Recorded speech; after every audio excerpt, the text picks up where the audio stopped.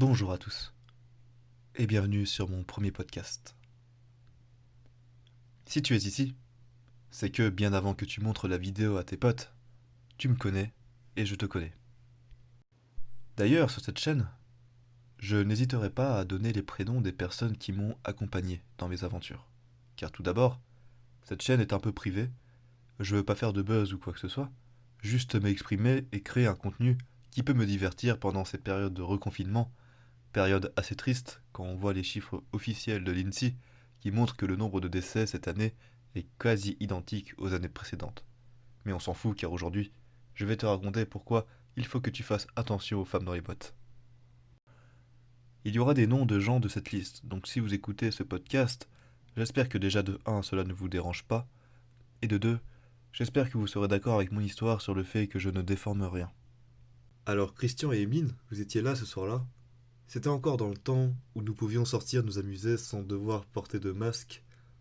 Il faisait encore beau, et Paris était encore la ville lumière à mes yeux, alors qu'aujourd'hui, Paris c'est plutôt la ville du diable. Le coût est trop cher, les gens sont totalement renfermés. Encore ce soir, en sortant mon chien, j'ai aidé un Africain qui faisait du Uber Eats. Le mec, il arrive vers moi, je ne comprends pas un mot de ce qu'il raconte, et il me tend son téléphone. Donc j'en déduis que je dois le prendre, et je vois qu'il avait son client en ligne. Je prends son téléphone, je commence à parler avec le client, qui me dit que le livreur doit taper l'adresse, donc je pense que le client s'était trompé déjà au moment de faire la commande. Et en plus, avoir un livreur qui ne parle pas français, c'est encore plus embêtant.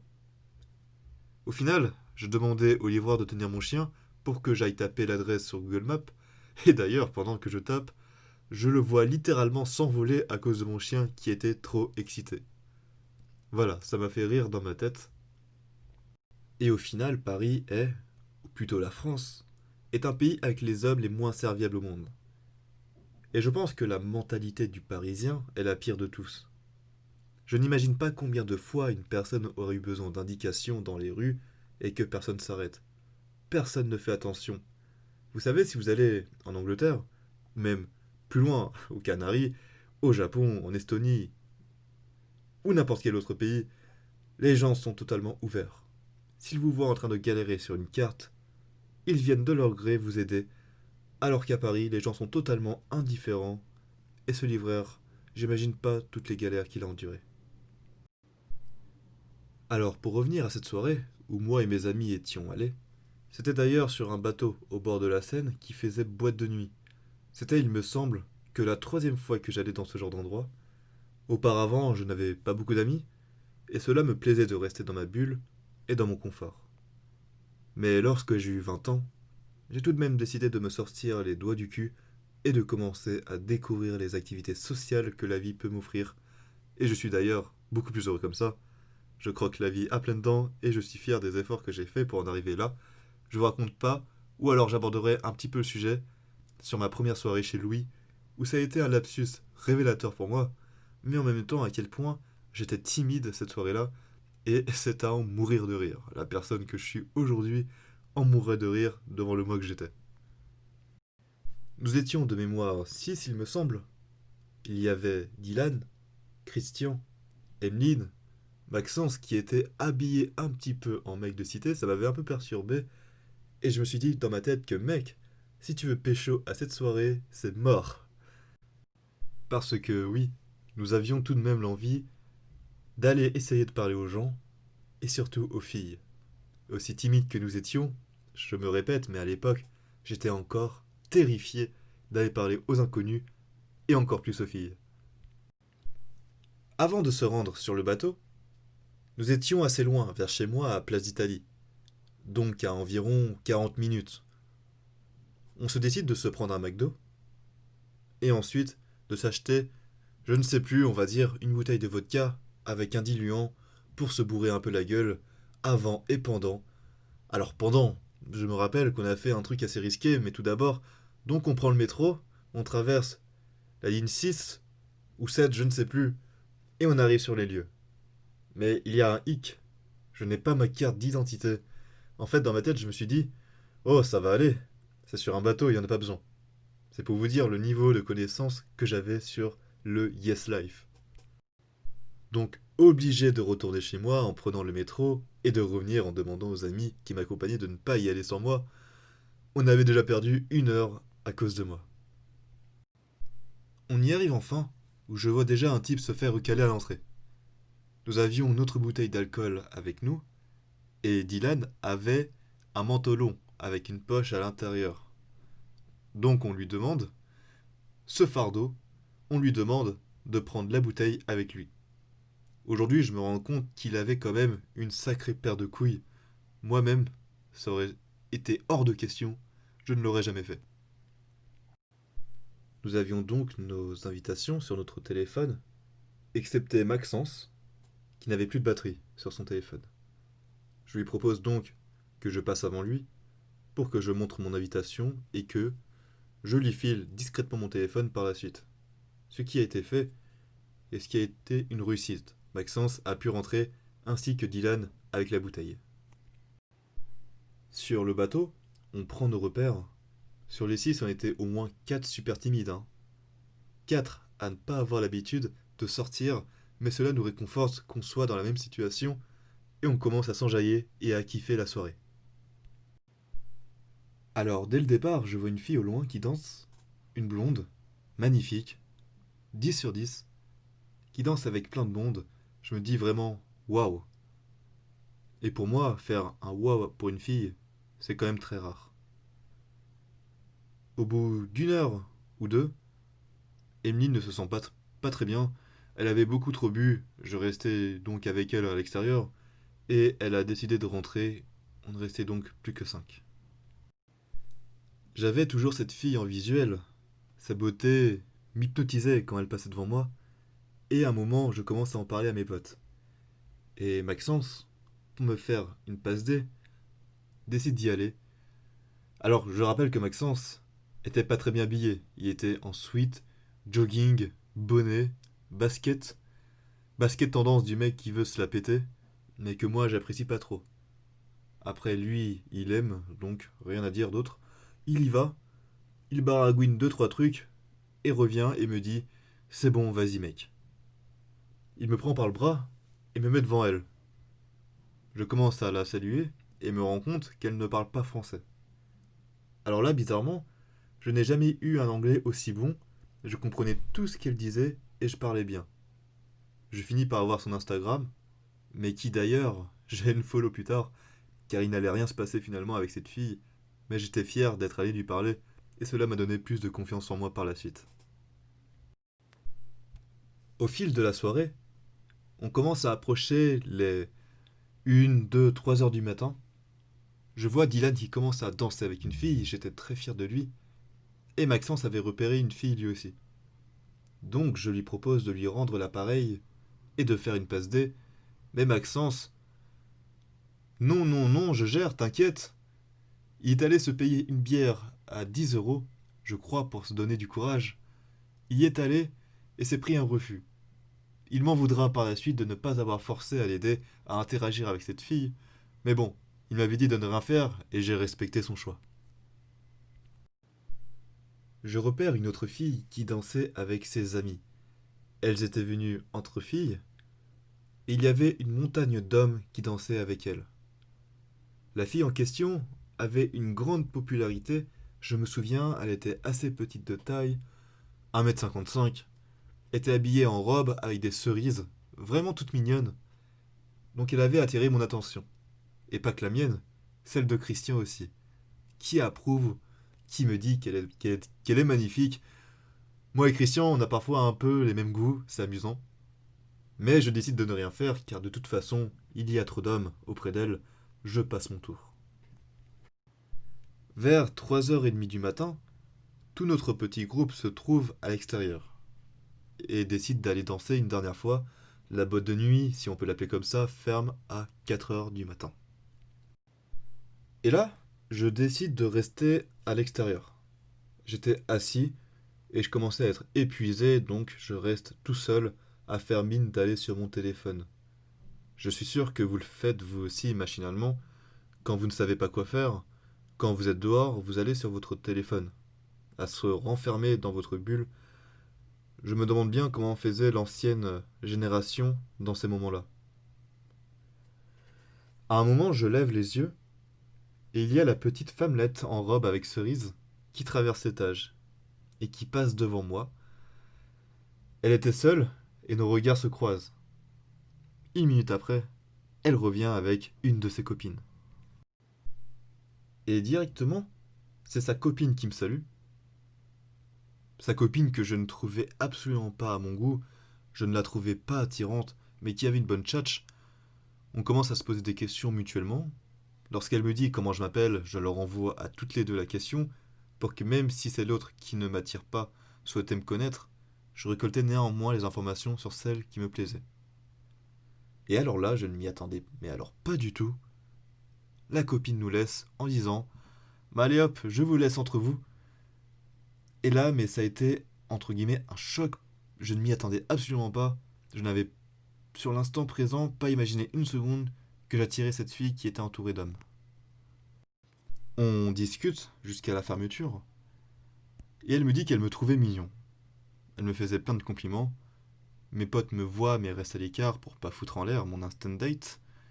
Et donc le feeling passe vraiment bien, on échange nos Instagram, et je me souviens qu'avant de partir, certains hommes la rappelaient pour qu'elle parte avec eux, mais elle voulait rester avec moi. Bon, au final, moi je vis encore chez mes parents. Elle avait ses amis et moi les miens. On décide de se revoir et de repartir chacun de son côté. Moi et mes potes arrivons à choper les premiers métros du matin, et c'était amusant, Maxence pétait un plomb. Il rageait du fait que j'avais obtenu 2 Instagrams lors de cette soirée, alors que lui s'est pris que des refus. Je ne lui en voulais pas, car d'une part c'était drôle, et il était assez bourré.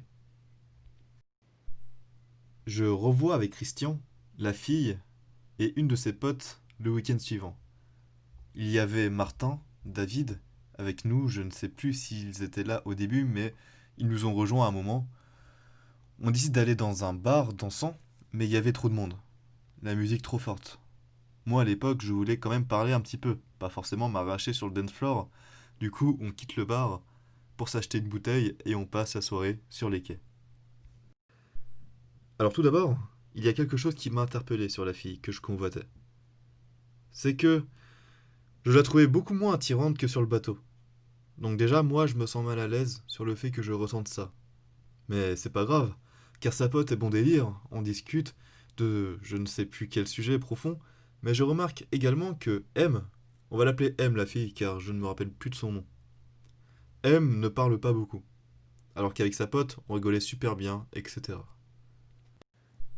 Donc à un moment, je la prends avec moi, je l'éclipse un petit peu, et je lui demande pourquoi elle ne parle pas, et elle me répond tu es trop mignon, je veux juste t'écouter. Ou une connerie dans le genre. Je trouve ça un petit peu étrange, tout de même, bien qu'elle ne m'ait pas menti, hein, c'est bel et bien pour cette raison qu'elle ne parlait pas beaucoup. Mais du coup, rien de spécial pour cette soirée, mis à part le fait que je sois complètement torché et que Christian, gentil comme tout, m'a accompagné jusqu'à chez moi, m'a aidé à me mettre dans mon lit car tout seul, j'étais complètement KO. Je revois M une semaine plus tard, encore une fois, mais en intimité. Je l'invite à venir chez moi, et tout d'abord, ce qui a été marrant, c'est qu'elle s'est perdue. Elle était venue en voiture et s'était garée 200 mètres plus loin que l'adresse que je lui avais donnée. Donc je la rejoins quand même, je l'invite à dîner dans un restaurant. Elle vient chez moi, je lui présente mes fameux petits chats qui sont à chaque fois une valeur sûre avec les femmes. Mes chats ont beaucoup de succès, malgré leur apparence qui n'est pas très bien vue auprès des chatophiles. Mais il y a toujours ce problème, je la trouve pas assez attirante. Bien qu'elle soit bien habillée, bien maquillée, impossible de me dire que j'ai trouvé cette femme magnifique lors de la soirée. Et d'ailleurs, je n'ai ressenti aucun plaisir lors de l'acte avec elle, et je lui ai demandé de partir le lendemain matin. Il faut savoir que c'est un de mes problèmes, je n'arrive pas à rester 24 heures avec une fille. Généralement, je me casse le lendemain matin pour retrouver ma tranquillité et mon espace rien qu'à moi. Je n'arrive pas à comprendre les hommes qui demandent aux femmes de rester quand ces femmes font exactement la même chose que moi, soit se barrer le lendemain matin. Je n'ai jamais revu cette femme par la suite, car de toute façon j'avais d'autres conquêtes. Au final, je n'arrive plus, ou du moins avec l'âge, j'arrive de moins en moins à me satisfaire que d'une seule femme. J'ai besoin d'aller ressentir d'autres émotions avec d'autres femmes, sinon je me lasse très vite. Je sais même pas comment j'ai fait pour avoir de longues relations lorsque j'étais étudiant, car ce sentiment de lassitude, je l'ai eu mais avec toutes mes copines. Donc aujourd'hui, les plans d'un soir ne me posent plus aucun problème, alors que plus jeune, je n'acceptais pas d'avoir des relations sexuelles avec des filles dont je n'étais pas en couple. Maintenant, pourquoi faire attention à l'envers du décor en boîte de nuit concernant les femmes? Alors tout d'abord, je pense que quoi qu'il arrive, tu te retrouveras dans la même situation que moi, tu trouveras une fille mignonne, mais avec du recul, et surtout en dehors de la boîte, tu vas découvrir que la fille n'est finalement pas ton idéal, et que tu l'as trouvée plus attirante dans la boîte. Alors c'est tout à fait normal. Les boîtes sont faites pour faire en sorte que tu sois dans le noir, ébloui par des rayons de lumière, et que tu ne vois pas forcément très bien les gens qui y sont. Sans rajouter le fait qu'il est tard et que tu as préalablement assez bu pour trouver une baleine un peu attirante. Comme dirait l'observateur, la boîte de nuit, c'est comme un casino où l'homme perd toujours. Dans une boîte de nuit, vous remarquerez qu'il y a toujours une majorité d'hommes et une minorité de femmes. Dès le départ, les femmes peuvent rentrer gratuitement alors que les hommes doivent faire la queue et espérer passer le videur. Une fois à l'intérieur, vous êtes stressé à cause du fait que ce soit bruyant, renfermé et que vous êtes obligé de consommer à l'intérieur avec des bières qui coûtent au moins 10 euros. Lorsque tu vois une femme, elle est systématiquement entourée d'hommes complètement torchés et excités et n'attendent qu'une seule chose, c'est que la fille s'intéresse à lui pour la ramener chez lui. Dans mon cas, cela n'a pas été mon souci. Mon souci a été que j'ai trop fait confiance à ma vision sur l'instant présent, alors qu'elle était complètement brouillée par l'alcool, la fatigue et les lumières.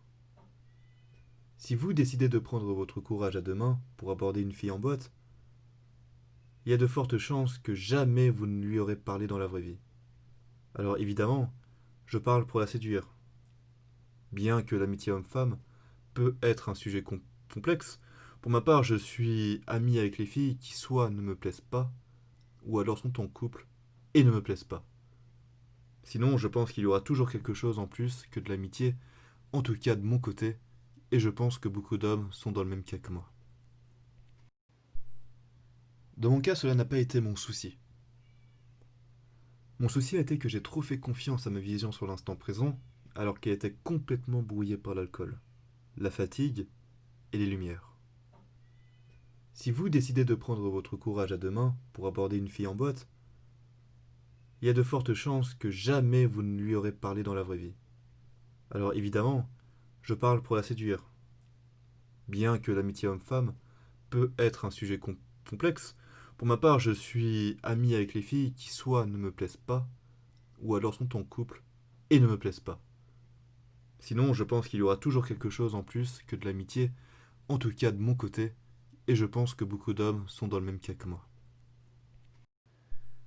Pour finir, je pense que malgré tout, je retournerai en boîte de nuit, car j'ai eu de bonnes expériences par la suite.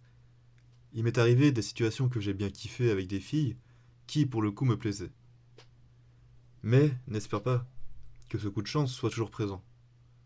Ça m'était déjà arrivé de voir des filles en photo jolies et qu'en réel, ce soit une catastrophe. Et vice-versa, des filles aussi belles, voire plus belles en vrai que sur les photos. Voilà pour ma première histoire. Je pense que ce genre de situation est arrivé à au moins l'un d'entre vous, si vous avez l'habitude de pécho dans les endroits sombres tels que bars et boîtes. Le prochain podcast sera sur le sujet B. Encore une fois, ce que j'aime faire, c'est de raconter comment s'est déroulé le avant de l'instant précis. Évidemment, je n'ai pas pour but de vous raconter mes conquêtes, non seulement car je ne me souviens presque plus des faits et de chacune d'entre elles, et je décide de raconter des histoires qui me font rire quand j'y pense aujourd'hui, et que dans tous les cas, si j'ai des histoires qui me sont arrivées, cela ne pourrait pas être forcément sur les femmes. Bien que si vous me connaissez, j'aime beaucoup les femmes, et j'ai pas mal d'histoires amusantes à raconter sur elles. Sur ce, je vous dis à la prochaine, et ne mourrez pas du Covid.